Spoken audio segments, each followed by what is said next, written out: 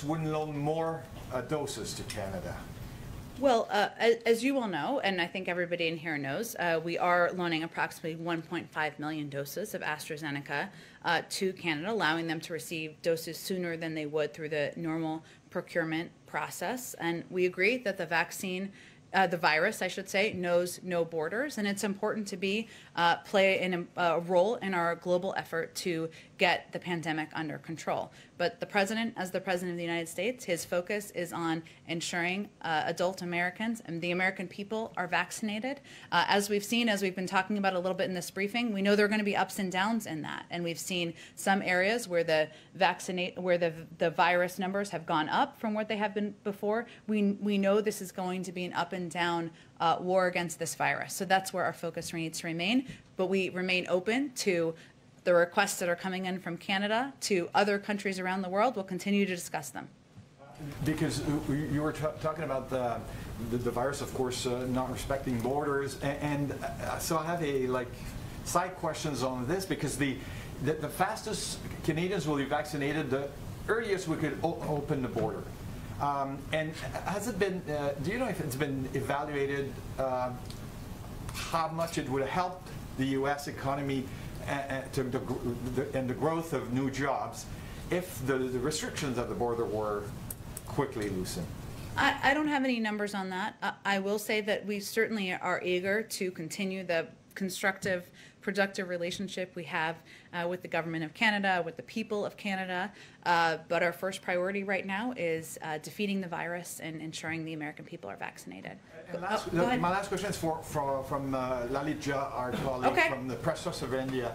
Can you tell more about the possibility, because India and South Africa have made a formal request of the WTO about lifting intellectual property protections for COVID vaccine and treatment. Is the U.S. ready to consider this? I know we've been asked about this before, but I don't have any update on it. Sure, go ahead. Just to follow up on the budget, is there a reason why it was delayed? We heard it was coming this week, so is there any reason why it was delayed? I expect it to be very soon, and I don't have an exact day for you, but I expect it to be quite soon. I wouldn't read into it more than that. Okay, and then on the infrastructure package, we saw that the president during the campaign released a much larger package that would address climate change needs in a much bigger way than this package does. Should we expect the White House to release more proposals for spending in a way that would address climate change and infrastructure that's in line with what he proposed during the campaign?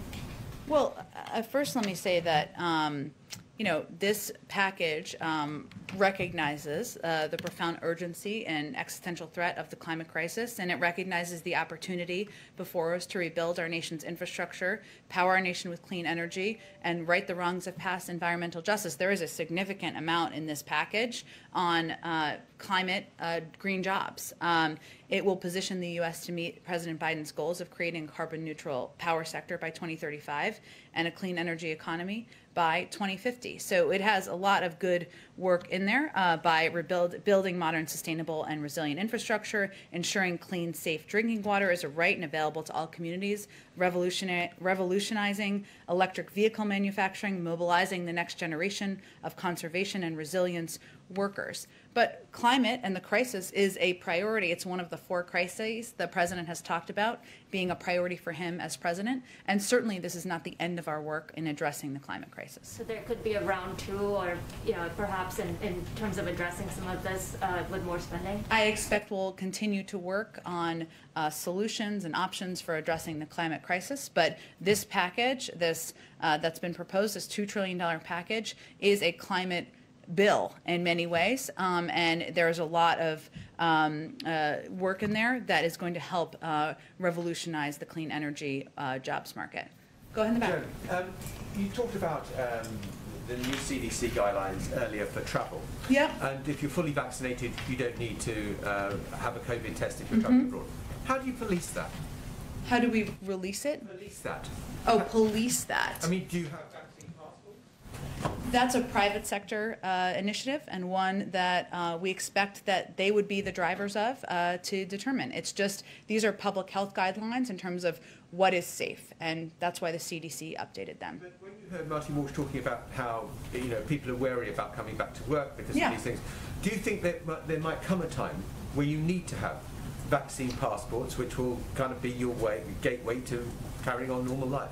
Again, this was a proposal made at a lot of private sector industries and companies, whether it's the airlines or even venues where they're looking forward to having big ticket events or soccer games. They're looking for ways to figure out how they can bring people back to normal and make things normal again. So this is really driven by the private sector, and we'll see what they come up with. No role for government in this. Oh, okay. Yes. Yes. Yeah. There's a security situation at the U.S. Capitol that I know you're not aware of Yes. right now. Can you just remind us, with the president not on campus here, who's with him to brief him on issues? There's a lockdown going on right now. There are reports of gunfire. That's all I know from sitting here. But can you just remind us of, when the president's not here, how he's informed of these things? Absolutely. I'm obviously not aware, as Kelly acknowledged, of the situation at the Capitol. The President of the United States always travels with a national security rep, of course, with somebody who serves as essentially an acting chief of staff, typically a member of the press team who travels regularly to kind of reconstruct the team that's around him in the White House. And there have been some changes to the perimeter outside here, with the vice president no longer in residence at the Blair House. Anyone aware if there's any change in posture to the security here at the White House? For currently, in response to the events right now, I don't have any update, but we will venture to get one for you should there be an impact. Thanks, everyone. Would you come back out to brief us? Yeah, absolutely. Appreciate that. Absolutely. Thanks, everyone. Can you let us know who's with them, if possible? I can. Thank you Yep, so much. I certainly can. Thank you. Thank you. Appreciate it.